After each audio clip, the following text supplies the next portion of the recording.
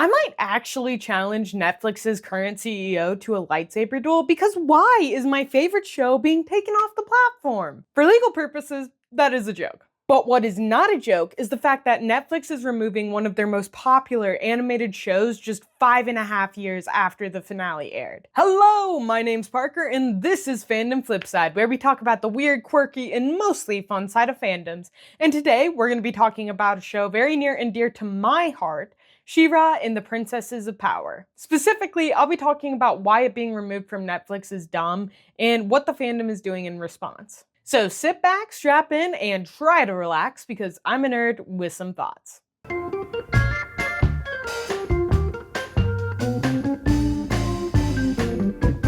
Shira and the Princesses of Power is a Netflix original animated show that aired from November 2018 to May 2020 and was created by N.D. Stevenson. It's technically a reboot of Filmation's 1985 series Shira Princesses of Power, which was a spin-off of He-Man and the Masters of the Universe series. The show starts with Adora and her childhood best friend Catra training as cadets in the Horde to one day fight against the evil princesses and their great rebellion. Adora is the perfect cadet. And because of this, she is promoted to Force Captain and given the opportunity to lead a mission against the rebels. Catra gets jealous of this opportunity, and so to make her feel better, Adora decides to steal one of the Horde's skiffs and go on a little bit of a joyride before the mission begins. But the joyride quickly devolves when Adora is thrown off of the skiff and ends up finding the Sword of Protection, which turns her into da-da-da-da! Shira, the Princess of Power. The transformation is startling, but things only grow crazier when Adora is captured by Princess Glimmer, daughter of Queen Angela, who is the leader of the rebellion, and her best friend Bo. As they journey to Bright Moon, the home base of the rebellion, Bo and Glimmer end up showing Adora the damage the Horde is actually causing to Etheria. Killing innocents, destroying towns, you know, the usual dark overlord type of things.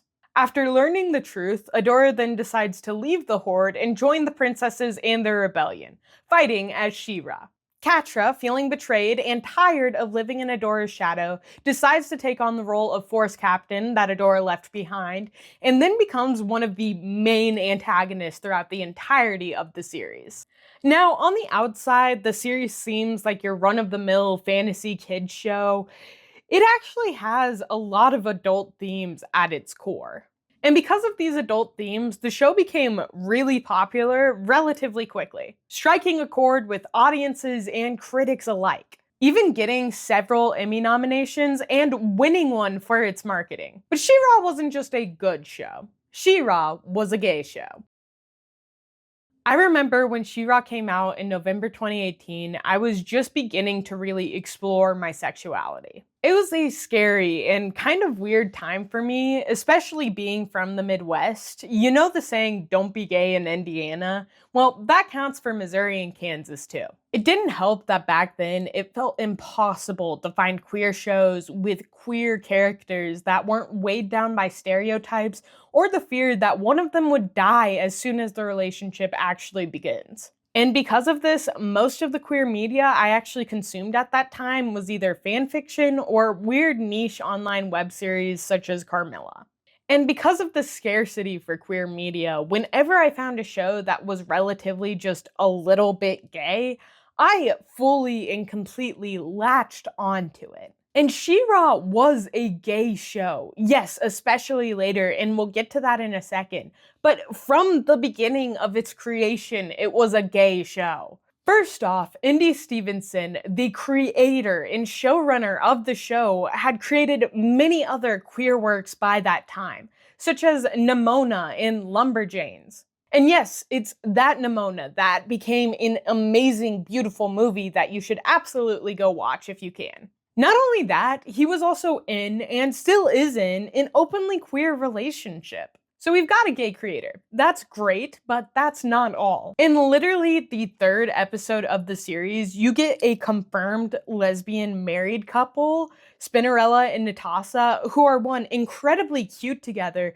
and two, don't die by the end of the episode. They also play a major role later on in the series. And that's just the first instance of many. I mean, as the show goes on, it just gets gayer and gayer, with multiple side characters coming in and out of the show that are openly queer. And hell, we even get an openly non-binary character in Double Trouble by like season 4 of the series, which is generally insane for media at the time. But the true culmination of the show's gayness lies in the relationship between Adora and her ex-best friend, Catra.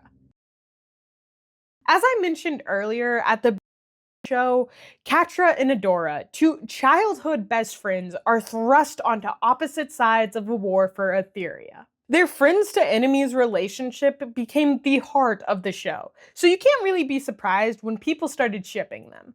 And I remember watching in real time as people became obsessed with Catradora. I mean, I was so disappointed when I opened AO3 a day after the show dropped and found only like 3 fics for the ship, all of which were about the 1985 show and had nothing to do with the 2018 iteration. Baby gay me had nothing to worry about though, because now, almost 8 years later, there is 11,688 fics and counting on the website. And it's not surprising to me that people saw the queer, sapphic potential in these characters from the beginning, because there were so many hints. I mean, you can't just watch the princess prom scene and then tell me they're straight.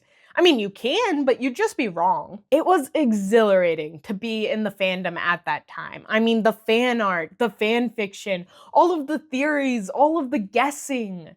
I remember being so psyched when every season dropped, crossing my fingers and hoping that maybe, just maybe, this would be the season where Catradora was confirmed canon. And then it happened. Season 5 dropped on May 15th, 2020, right in the midst of the pandemic and 10 days after my 17th birthday. By that time, I had fully settled into my queer identity, and watching that final season felt like giving my younger self a hug, especially when it came to the ending. I won't spoil it. I know that you probably already know the ending because nothing is sacred online anymore with secrets and spoilers, but I won't be the one to spoil it for you, because I promise seeing that ending without any spoilers, especially if you're a queer person who has ever felt unseen or unloved, is worth it. Now, I'd like to clarify, I don't think Shira became popular solely because it was gay. The show is good. I mean, to this day, I think it has some of the best writing I have ever seen. It does a phenomenal job of creating these complex and real characters that mess up and make mistakes and learn and grow and just feel like actual human beings. And that's why I think Shira became popular. Because yes, it is gay, very gay, but the gay characters feel like real people. They weren't tokenized, and while yes, their queerness did impact them, it wasn't their entire story. And as a young gay person, that felt amazing to watch. Because when I first came out, it felt like for some people, me being gay became my entire identity to them. Like, they couldn't see that I was more than just the person I loved. And don't get me wrong, being queer and non-binary is a huge part of my identity.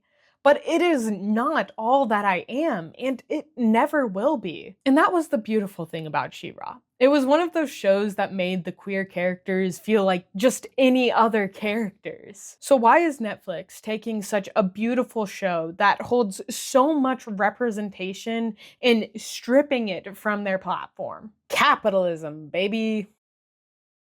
On December 16th, 2025, it was announced that Shira and the Princesses of Power would be removed from Netflix and their lineup of shows on February 21st, 2026. Shira is not the first Netflix original animated show to be taken off the site. In fact, just last December, Netflix made huge waves when it announced that it would be removing Voltron Legendary Defender off of its streaming platform. The reason for this show and Shira being taken off the platform is because the licensing agreements that Netflix had with DreamWorks Animations, expired. See, the shows were Netflix originals, but they weren't made by Netflix. They were made by DreamWorks Animations. Instead, Netflix had the exclusive right to showcase those shows on their platform. But now that the license is expiring, they don't have that right anymore. Now, Netflix could always renew the license for Shira and the Princesses of Power, but they've made it pretty clear they won't. Why? Because that would cost money. And for a show that's already finished its 5-season run,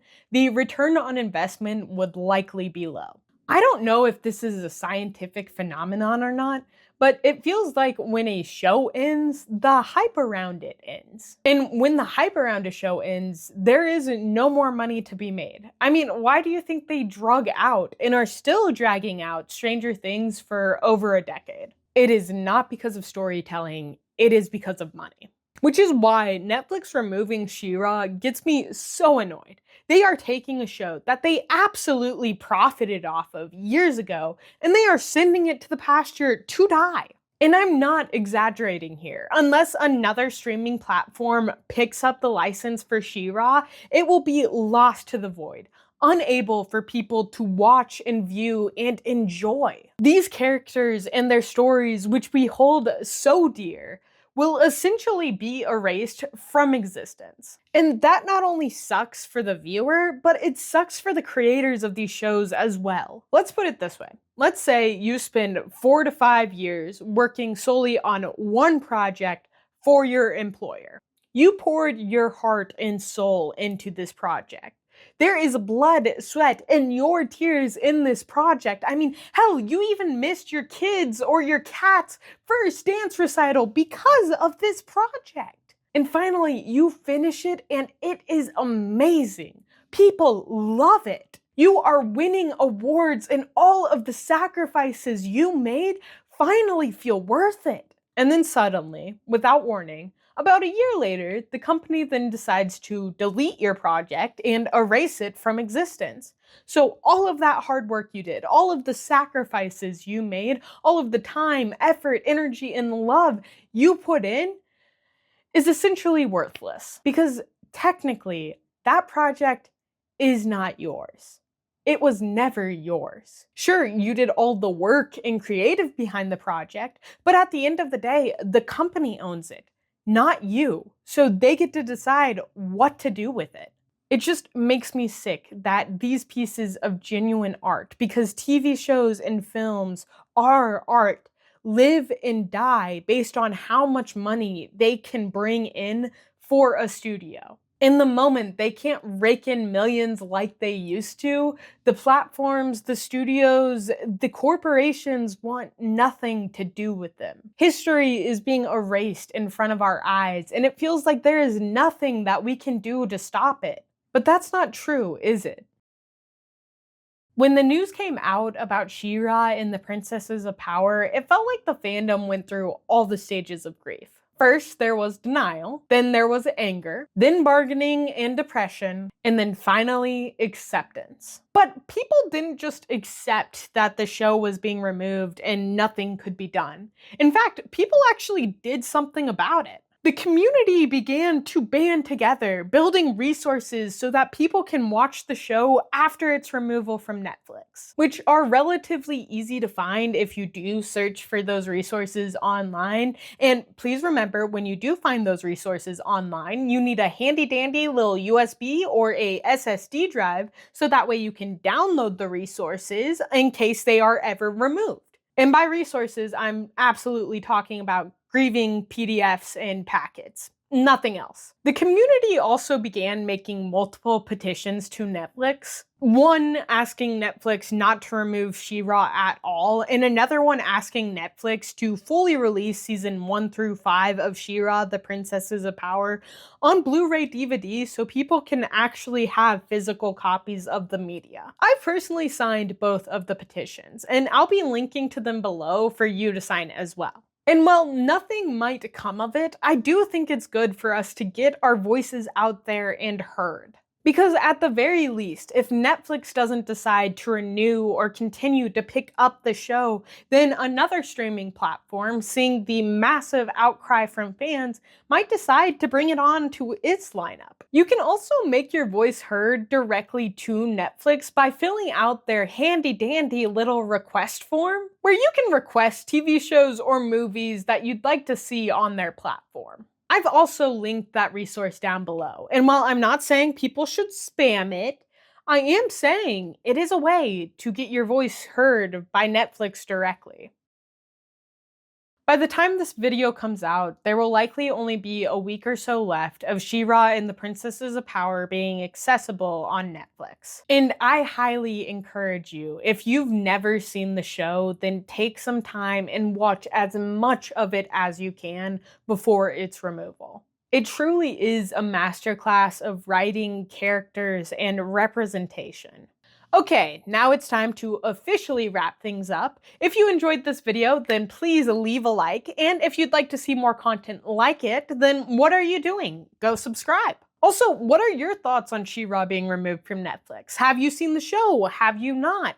Let me know your thoughts and more in the comments down below. Okay, I am going to spend the next few weeks grieving. If you encounter me in real life and see me crying, no, you did not. As always, I'm Parker, and I will catch you on the flip side.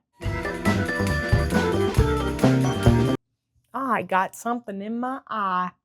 I got something in my eye. Is it a hair? Is a hair. Okay.